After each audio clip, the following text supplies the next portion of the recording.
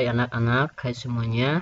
Pada video ini saya akan menjelaskan materi yang sudah saya berikan kepada kamu semua ya di materi sebelumnya, yaitu tentang persamaan kuadrat di bab pertama. Baik anak-anak, sekarang Bapak akan jelaskan definisi dari persamaan kuadrat itu ya.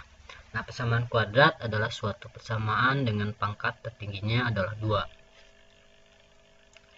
Nah, bentuk umumnya seperti ini ya. Bentuk umum dari persamaan kuadrat AX kuadrat ditambah BX ditambah C sama dengan 0. Nah, ini adalah bentuk umum dari persamaan kuadrat ya. Anak-anak harus dipahami ini dan harus dihafal walaupun ini terlihat sederhana. Tapi ini penting sekali. Nah, pada bentuk persamaan kuadrat ini mungkin akan ada dari kamu yang bertanya-tanya ya, karena di sini ada huruf-huruf yang membingungkan di sini ya, seperti A, B, dan C. Nah, ini akan Bapak jelaskan ya satu-satu. Nah, misalkan yang X dulu ya, yang X dulu. Ini X itu adalah variabel di persamaan ini ya. Variabel udah Bapak jelaskan kan sebelumnya, itu huruf yang mewakili suatu nilai yang belum diketahui. Nah, untuk A itu adalah koefisien dari X kuadrat ya, dan B adalah koefisien dari X. Nah, sementara yang C itu adalah konstanta. Nah, koefisien, apa itu koefisien? Koefisien itu adalah nilai yang mewakili banyaknya variabel. Kalau A di sini koefisien atau nilai yang mewakili banyaknya variabel X kuadrat. Dan yang B ini adalah koefisien atau nilai yang mewakili banyaknya X, banyaknya variabel X ya. Dan C itu adalah nilai ya ataupun huruf ataupun yang lainnya. Pokoknya konstanta itu adalah sesuatu yang tidak mengandung variabel ya, mau huruf, mau angka, atau apa saja yang tidak mengandung variabel itu ya disebut dengan konstanta. Misalkan A ditambah A. Nah, A di sini karena tidak ada variabel X-nya maka disebut dengan konstanta. Misalkan 2B ini juga sama disebut dengan konstanta karena tidak mengandung variabel X, begitu ya anak-anak. Nah, lanjut saja ya ke contoh. Bapak anggap kalian semua paham mengenai apa itu koefisien, variabel ya, dan konstanta. Kalau misalkan ada pertanyaan bisa langsung lewat WA Bapak ya. Nah, langsung ke contoh. Di sini ada 3 contoh ya anak-anak. Nah, Bapak akan jelaskan contoh yang pertama dulu. Nah, di contoh yang pertama ini ada persamaan kuadrat 2x kuadrat plus 4x dikurangi 1 sama dengan 0. Nah, di contoh ini itu kita Bapak akan menjelaskan cara menentukan berapa nilai dari koefisien persamaan kuadrat ini dan konstantanya ya. Nah, untuk koefisien X kuadrat dari persamaan kuadrat ini atau A nya itu adalah 2 ya, ini ya. Nah, 2 ini sebagai koefisien dari X kuadrat atau 2 ini adalah A, maka di sini ditulis A sama dengan 2 ya. Nah, apa itu arti 2x kuadrat? Artinya adalah X kuadratnya ada 2, jadi tulis seperti ini 2x kuadrat. Nah, seperti itu ya. Kemudian untuk yang 4 ini 4x, 4 di sini sebagai koefisien dari X ya atau B, maka di sini B sama dengan 2, B sama dengan 4 ya. Kemudian yang negatif 1 ini adalah sebagai konstantanya. Kenapa? Karena negatif 1 terlihat di sini tidak mengandung variabel X ya. Di sini tidak mengandung variabel X, maka disebut dengan konstanta atau C. Nah, oke, lanjut ke contoh yang kedua. Persamaan di contoh yang kedua adalah x kuadrat plus 3x sama dengan 0. Nah, di contoh yang kedua ini, persamaan yang kedua ini agak beda dengan yang pertama ya. Nah, di persamaan kedua ini terlihat tidak ada konstanta ya. Di sini tidak ada konstanta. Nah, terus bagaimana cara menentukan konstantanya? Nah, kalau kalau tidak ada konstantanya di sini, maka konstantanya itu otomatis nilainya adalah 0 ya. Jadi nilainya sudah 0 kalau tidak ada di sini ya. Jadi kita langsung tulis aja satu-satu. Yang pertama dulu x kuadrat itu koefisiennya berapa atau a nya berapa. Nah, a nya itu adalah 1 ya, atau koefisien dari x kuadratnya 1. Tapi di sini nampak tidak ada angka 1. Kenapa? Karena angka 1 pada variabel itu tidak ditulis ya, dihilangkan. Jadi kalau misalnya tidak ada angka 1, maka variabel itu dianggap mengandung angka 1 ya, anak-anak, begitu. Kemudian yang berikutnya 3x. 3 ini adalah b. Kenapa? Karena b itu adalah koefisien dari x ya. Dan c-nya tentu saja adalah 0 karena di sini tidak ada c. Maka nilainya dianggap 0. Begitu ya, anak-anak. Kemudian yang contoh ketiga. Contoh ketiga persamaan kuadratnya adalah x kuadrat dikurangi 9 sama dengan 0. Nah, kalau yang di sini di contoh ketiga ini yang tidak ada adalah koefisien dari x. Lihat, nggak ada x-nya kan? Yang ada hanya x kuadrat dan konstanta. Nah, terus bagaimana? Sama seperti yang di atas. Kalau tidak ada, maka nilainya 0. Atau di sini b-nya sama 0. Ya. Dan a-nya berapa? A-nya sama tadi ya, 1. Karena x kuadrat saja. Maka a-nya 1. Dan konstantanya berapa di sini? Konstantanya ada, yaitu berapa? Negatif 9. Negatif 9 di sini tidak ada atau tidak mengandung x-nya ya, atau x kuadrat. Jadi negatif 9 disebut dengan konstanta. Jadi C sama dengan negatif 9. Nah, lanjut ke bawah. Di sini dijelaskan tujuan kita menentukan menyelesaikan persamaan kuadrat ya. Tujuan kita menyelesaikan persamaan kuadrat di sini itu adalah hanya untuk mencari nilai x saja ya, agar persamaan kuadrat tersebut bernilai benar. Misalkan yang ini nih yang paling sederhana ya, contoh ketiga. X kuadrat sama dengan 9. X kuadrat negatif 9 sama dengan 0 ya. Nah, maka x kuadrat negatif 9 ini harus sama dengan 0 agar bernilai benar ya. Nah, untuk mengetahui x kuadrat negatif 9 sama dengan 0, maka kita harus mengetahui dulu nilai x kuadratnya ya, agar kita tahu benar gak x kuadrat negatif 9 itu 0 ya. Nah, begitu. Jadi tujuan utama kita, memang tujuan kita ya menyelesaikan persamaan kuadrat ini yaitu hanya mencari nilai x saja. Nah, nanti akan dijelaskan bagaimana cara mencari nilai x dari persamaan kuadrat. Nanti ada beberapa cara ya, banyak sekali. Tapi jangan khawatir, kalau sudah dipelajari akan gampang ya, anak-anak. Nah, di sini istilah untuk mencari nilai x pada persamaan kuadrat biasanya itu kalau di soal itu ditulis seperti ini ya. Yang pertama, menyelesaikan persamaan kuadrat. Nah, menyelesaikan persamaan kuadrat itu artinya mencari nilai x dari persamaan kuadrat itu sendiri. Nah, yang kedua, menentukan atau mencari akar-akar persamaan kuadrat. Sama, tujuannya ini yaitu untuk mencari nilai x dari persamaan kuadrat itu sendiri. Begitu ya. Jadi jangan bingung kalau di soalnya selesaikanlah persamaan kuadrat ini. Nah, itu sama dengan mencari nilai x dari persamaan kuadrat itu ya. Dan ada lagi soal nomor berikutnya misalnya, atau soal yang lain beda lagi pertanyaannya, menentukan atau mencari akar-akar persamaan kuadrat. Nah, ini sama juga tujuannya, yaitu mencari nilai x dari persamaan kuadrat. Nah, begitu ya anak-anak.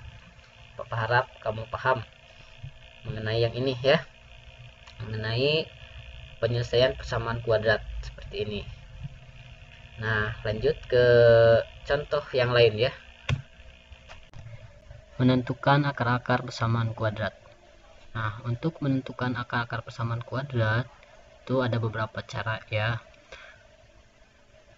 Di antaranya yaitu dengan cara faktorisasi. Nah, faktorisasi ini juga itu dibagi ke dalam dua cara ya. Cara yang pertama yaitu untuk A sama dengan 1, dan cara yang kedua nanti untuk A tidak sama dengan 1. Nah, menentukan akar-akar persamaan kuadrat atau menyelesaikan persamaan kuadrat atau mencari nilai X-nya itu di sini untuk A sama dengan 1 ada rumusnya ya. Nah, contoh misalkan ada persamaan X kuadrat negatif 3X negatif 28 sama dengan 10 ya. Nah, di sini sebelum kita ke rumus ini ya yang bawah, kita tentukan dulu koefisien-koefisiennya dan konstantanya. Nah, di sini udah ada untuk koefisien A itu sama dengan 1 ya di sini. Kemudian untuk B koefisien X-nya adalah negatif 3 dan konstantanya atau C-nya adalah sama dengan min 28 ya, atau negatif 28. Nah, kemudian kita tulis langsung rumusnya seperti ini ya. Ini rumus untuk rumus menyelesaikan persamaan kuadrat menggunakan cara faktorisasi untuk A sama dengan 1 ya. Seperti ini rumusnya. Nah, kemudian tahap berikutnya yaitu ke tahap menentukan nilai P dan Q, ke tahap mencari nilai P dan Q nya dari rumus ini ya. Nah, untuk mencari nilai P dan Q di kotak ini caranya ya, caranya sebelah sini. Yang pertama, P kali Q itu harus sama dengan A dikali C ya. Nah, di sini A kali C berapa? A nya 1, C nya negatif 8, jadi 1 dikali negatif 8 sama dengan negatif 28. Nah, di sini jadi P kali Q sama dengan negatif 28 ya. Nah, kemudian untuk P ditambah Q ya. Nah, tadi P kali Q negatif 28. Dan sekarang P ditambah Q itu harus negatif 3 atau B ya. Nah, setelah itu kita tentukan angka berapa yang hasil kalinya itu adalah negatif 28 ya. Pertama kita selesaikan perkalian dulu ya anak-anak.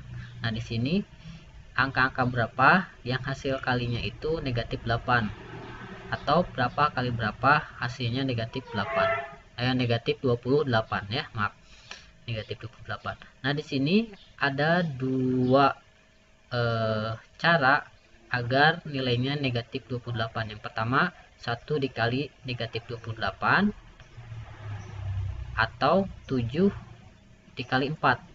Negatif kita abaikan dulu ya. Yang terpenting berapa kali berapa hasilnya 28 ya. Yaitu ada dua. Yang pertama 1 dikali 28 hasilnya 28, dan yang keduanya adalah 7 kali 4. Nah, itu ya. Nah, dari kedua hasil itu mana yang kita pilih, apakah 1 dikali 8 atau 7 dikali 4.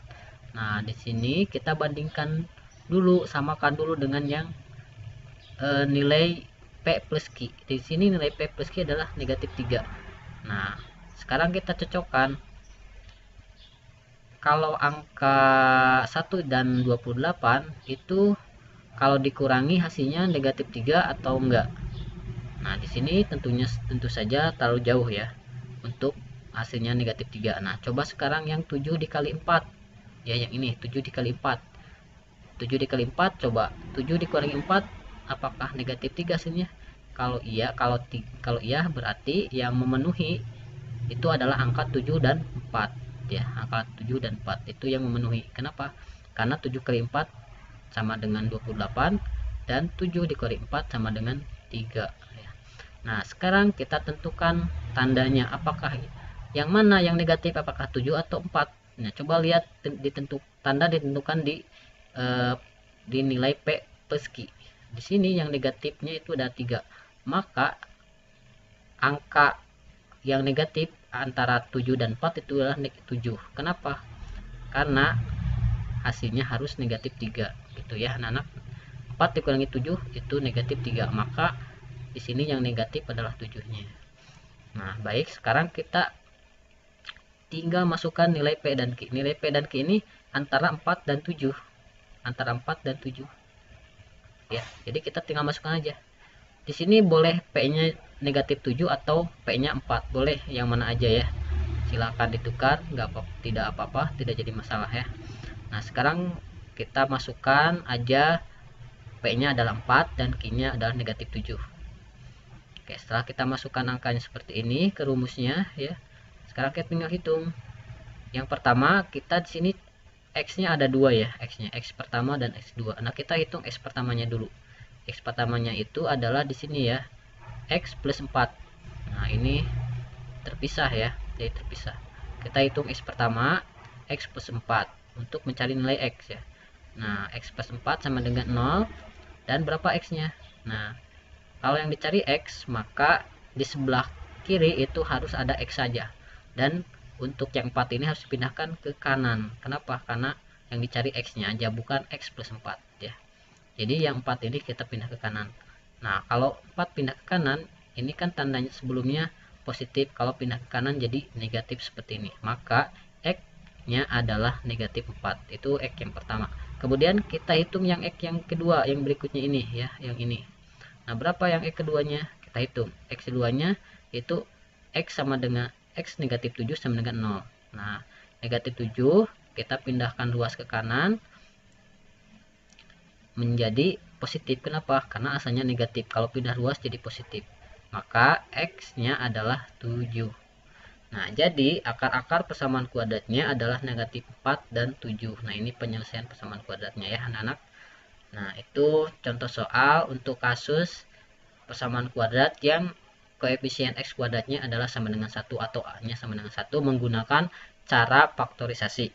Nah, untuk cara kedua yang A-nya tidak sama dengan 1 ya. Berikut contohnya ya anak-anak. Baik, sekarang kita hitung ini ya. Sekarang kita hitung tahap berikutnya. Nah, di sini kalau sudah dimasukkan nilainya, nilai P, Q-nya dan A-nya juga ya. Nah, bentuknya seperti ini. Nah, bentuk ini kita rubah menjadi seperti ini ya. Nah, 3 ini kita hilangkan.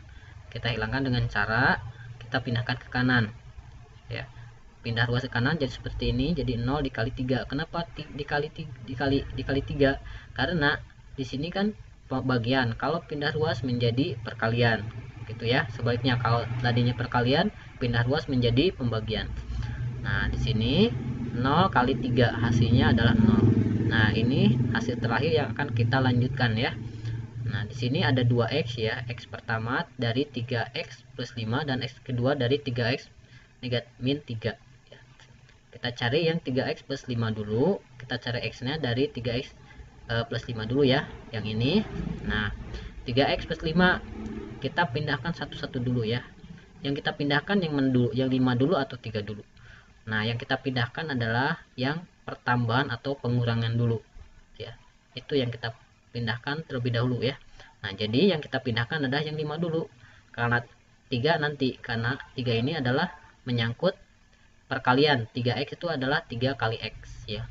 Maka yang kita pindahkan yang 5 dulu, yang tambahan atau pengurangan. Nah, ini 5 kita pindahkan ke kanan. Yang tadinya positif pindah ke kanan itu akan menjadi negatif seperti ini. Dan berikutnya baru kita pindahkan yang 3. 3 ini asalnya perkalian, 3x itu 3 kali x. Nah, kalau 3 ini pindah ruas, itu yang tadinya perkalian akan menjadi pembagian. Seperti ini, negatif 5 dibagi 3. Begitu ya. Kemudian yang X ini, oh ini 3 ya. Ini 3X ya harusnya ya anak-anak. Ini 3X.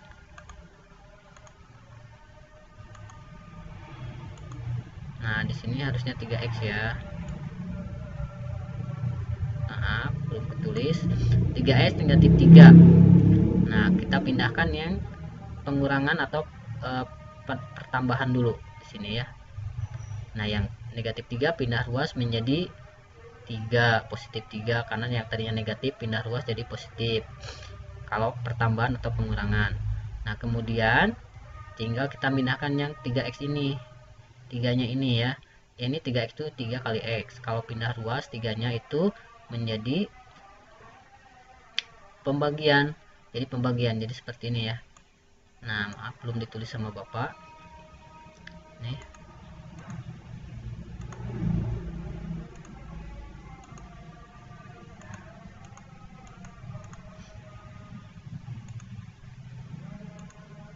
Dibagi 3 ya. Nah, maka hasilnya adalah 1. Nah, jadi di sini kita sudah mengetahui nilai x-nya itu ya. Maka akar-akar persamaan kuadratnya adalah negatif 5/3 dan 1. Nah, itu saja mungkin anak-anak ya bahasan untuk pertemuan ini. Mudah-mudahan semuanya bisa mengerti dan paham. Kalau misalnya ada yang belum paham, silahkan tanyakan melalui WA Bapak atau di email Bapak ya. Nah, sekian dari Bapak.